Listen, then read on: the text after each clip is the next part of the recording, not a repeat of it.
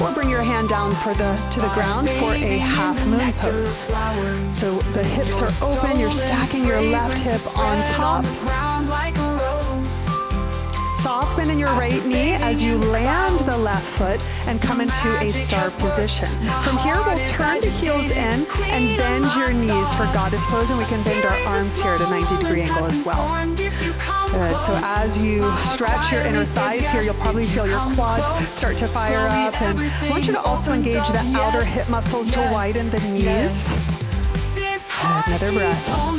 And we'll inhale up, turn towards the back of the mat, and we'll switch sides. So our warrior two position now, left knee points to the back, right hip is working to open up. Deep breaths.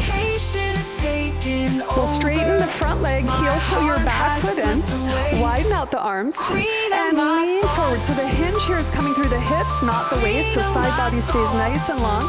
Feel free to grab your prop and turn the chest here. Legs nice and strong, so use your quad muscles. You'll feel your kneecap lift up a